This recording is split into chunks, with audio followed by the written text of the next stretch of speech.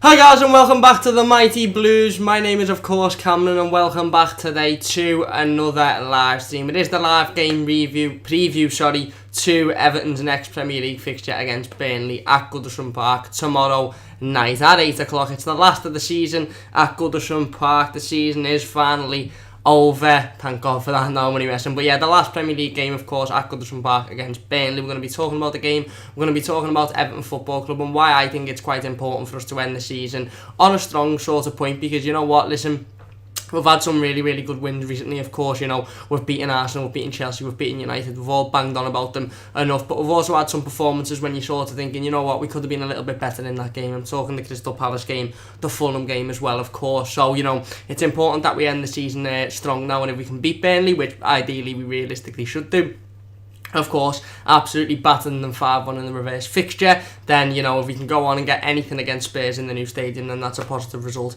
as well. We end the season strong. Doesn't matter where we finish, doesn't matter whether we finish 7th in the Europa League spot or not. We end the season strong and we go into next season then on a positive note, and hopefully, you know, Marco Silva and Marcel Brands do the business in the summer and we bring in those players that we know we need to strengthen the squad. Jamie says, yes mate, yes Jamie, hope you are okay. And Alex says, when's the kit out? I'm not too sure, to be honest with you mate. It was out on the first day of the season last season, so maybe in and around the same time. Luke says, if we can keep a clean sheet here, we won't have conceded a goal at home since the 6th of February against City. That will be something, exactly, and that'll be a fantastic stat as well.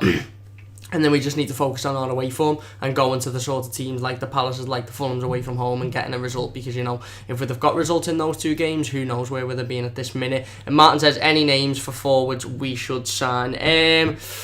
Listen, there's a couple I'd really like. Timo Werner's one I'd really like, but I don't necessarily think he'd come to Everton, to be honest. So yeah, I don't know. I suppose we'll have to see if Marcel Brands has gone on his shopping list. But like I said, of course, tomorrow, last game of the season at Goodison Park, the players and the manager will do a little walk around the pitch after the game. So let's hope it is a really positive result, because at the end of the day, listen, we know it's been a rollercoaster season this season. We know there's been ups, we know there's been downs, and we always knew that it was going to be one of those seasons where there's many positives and there's negatives as well, because it's a learning curve for Marco Silva. It's his first season in charge, it's his first season working with these players. You know, it's, you know, there's 6 players he brought in the summer. It's their first seasons as well, a lot of them in the Premier League.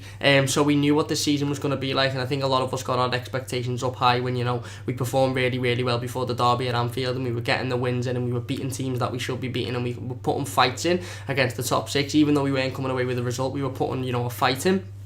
And then of course the derby happened and it all went sort of downhill from there. You know, everybody got a little bit deflated because of that result, and fair enough, to be honest with you. But I think, you know, it's started to steady the ship recently. You know, we've had some really good wins. We've showed how well we can play when we're playing at our very best, but also, you know, we've showed that, you know, in some games we need to improve as well. I'm talking the Palace game where we have countless amount of shots but don't score a goal. The Fulham game, you know, where we just didn't bother turning up at all. You know, we need to understand that we can't afford to do that, and especially when we're in a fight for something, and we were in a fight for 7th at that point, so we should have been going at Fulham and, you know, giving them the respect that they deserved, and we should have been seating them like one of the top sides that we, you know, we battered weeks and weeks before. I just want to say, before we go further into the stream, I do want to apologise for the fact that there's no green screen today and it is a little bit dark. It's just that, you know, I've had a manic day. I've had an absolutely manic day. My head is everywhere, my head's spinning. I've had a hard day in work, and then I've just had a shite driving lesson then as well, so my head's a little bit spinning. So I thought, you know what, if I put the green screen up, if I put the lighting up, if I do all that, I won't be that till about 8:30, 9 o'clock by the time I've set the rest of the stream up. So I thought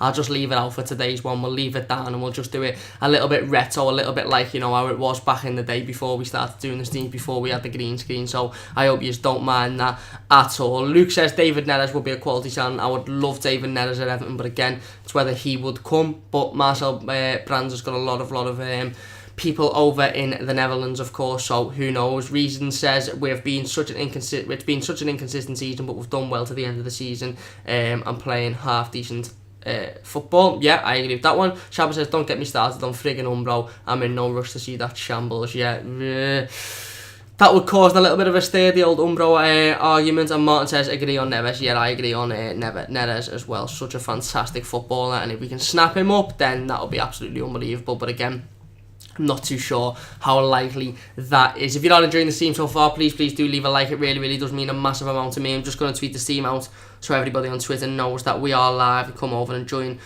us in talking about tomorrow's game. How are you feeling about tomorrow's game as well? Let me know in the comment section down below. Do you think, we'll go there and we'll beat them as comfortably as we did in the away fixture, or do you think it'll be a little bit tougher? Do you think Burnley will come and, we seen how they played against Manchester City literally just last week. They defended their hearts out, and Manchester City really, really struggled to break them down, and that's the best team in the league. So, who knows, they could come with the same sort of philosophy against Everton, or they might come with a little bit of a different philosophy and think if we hit these on the break, if we play, nice attacking football, we can beat these. So who knows? And I think depending on how Burnley set up and how Burnley and Sean Dyche want them to play, it depends on, how we get to play as well. Because if they come at us and they try and play football, I think we'll beat them off the park exactly like we did in the reverse fixture.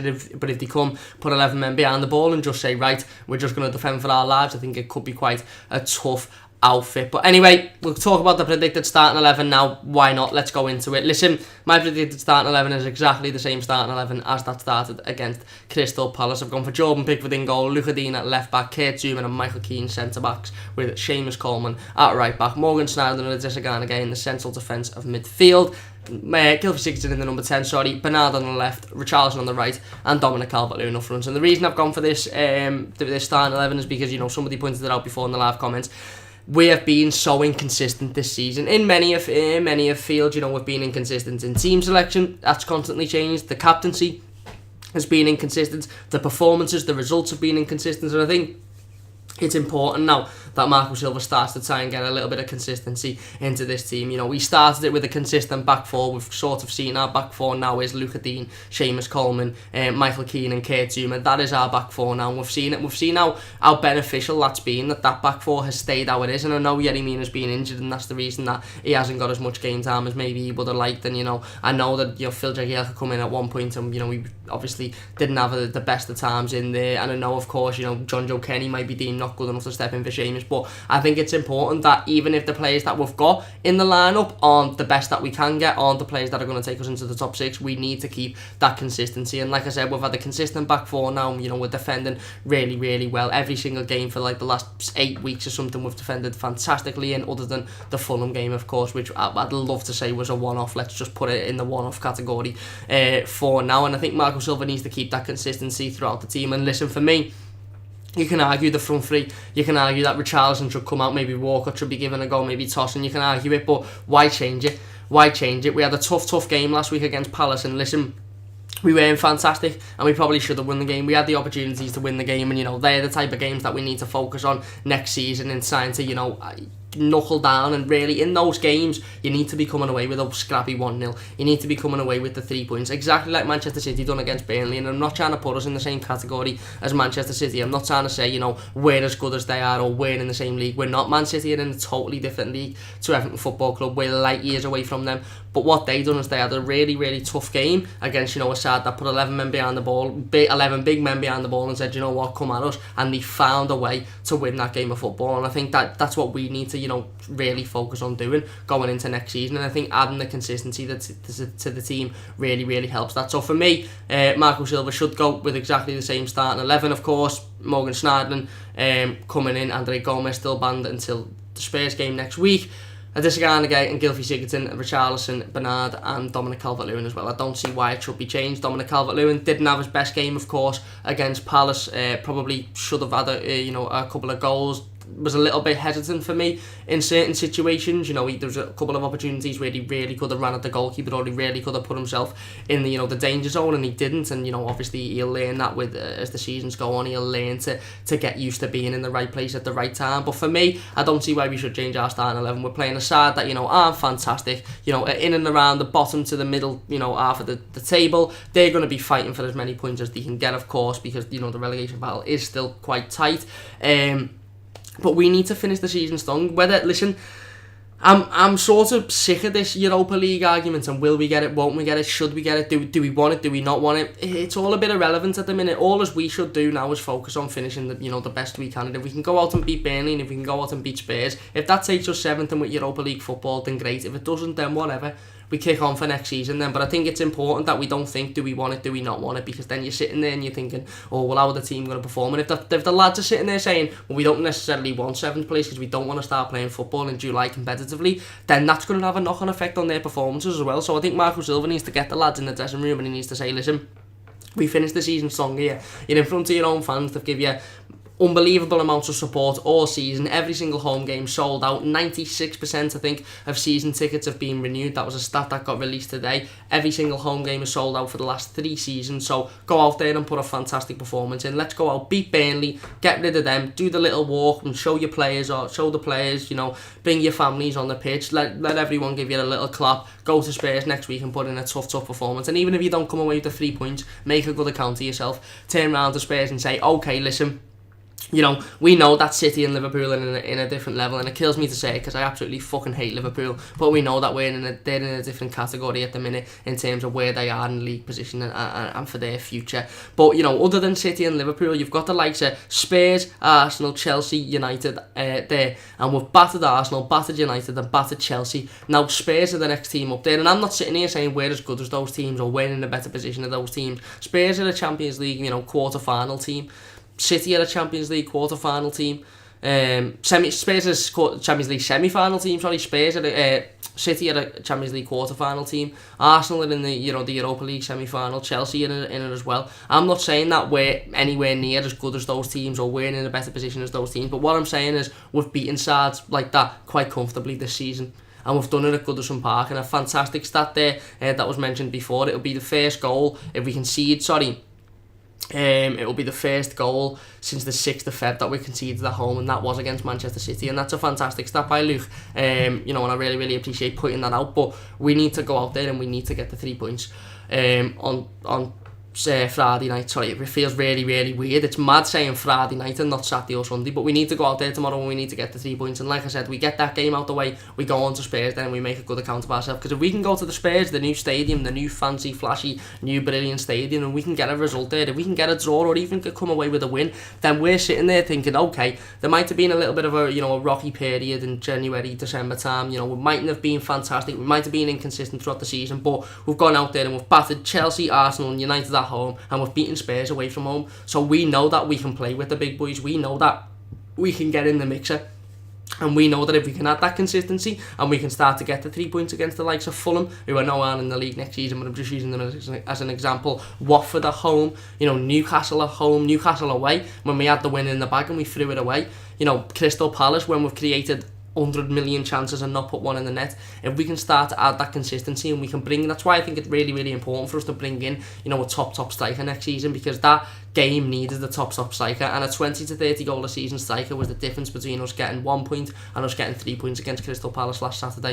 And I think if we had someone that was in the right place at the right time, that, you know, was intelligent enough to, you know, put his foot on the ball and create an opportunity, a proper opportunity, then would have won that game, would have come away with the 3 points. You just seen Barcelona absolutely maul Liverpool yesterday, and the second goal for me was one of the best goals, and I know it was the scrappiest goal, and I know you're looking at Messi's free kick and you're going, oh my god, jizz in me keks, that's unreal. But if you actually watch the second goal, not only does Messi set it up, but Messi predicts from at that moment that Suarez hits it. And, you know, listen, it's a fantastic shot, it hits the bar, it's unlucky, it could have gone in, but in Messi's brain he's thinking, right, Luis Suarez is going to hit this. Now if this goes in, I run around the goal and celebrate with him, but if it doesn't go in, it's going to come back to me and I'm going to put it in. And he's thinking that before Luis Suarez has even hit the ball. And because he's thought that, he's made that move, it's come back to him, and Virgil van Dijk, who's meant to be the best centre-half in the world, but he's blatantly not, is he? Has just stood there with his hands in his pockets going, fucking hell, good that, innit? So that's what we need, and I'm not saying we need a player on Messi's level or we need somebody as good as Lionel Messi, obviously not, but we need a player that reads those situations, that can think on that same wavelength as, right, okay, if this doesn't go in, I'm going to be in this position to put it in, and not just, right, I haven't got the ball now, so it's your responsibility. And if we'd have had a little bit more of that against Palace, then maybe we would have won the game, but that's previous anyway, and I don't want to talk too much about the Spurs game because we've got a big game tomorrow. Burnley aren't an easy team to beat. Don't let the 5-1 result away from home early on in the season flatter them, because they come out and they tried to play football against us and they got battered on the counter-attack. They got dominated by Bernard, they got dominated by Richarlison, they got battered on the counter-attack. We've seen what Burnley can do if they sit back and they put 11 men behind the ball. It's not pretty, it's modern-day Sam Allardyce football, and that's all Sean Dyche is. He's a modern-day Sam Allardyce, but it's effective. It really is effective, and there'll be thousands of Burnley fans coming down to Goodison Park tomorrow thinking, you know what, if we can go away with a point, that's a good result. And Sean Dyche will be thinking the exact same, and don't be surprised if you see Burnley sit 10 men behind the ball and it's a boring game of football. Don't be surprised if it's frustrating and it's a little bit like the Palace game where we're constantly creating and we can't quite break through. But the most important thing is we do break through. And if you get one against a team like Burnley, if they're sitting back and you get one, you'll get 4. Exactly like we did in the reverse fixture.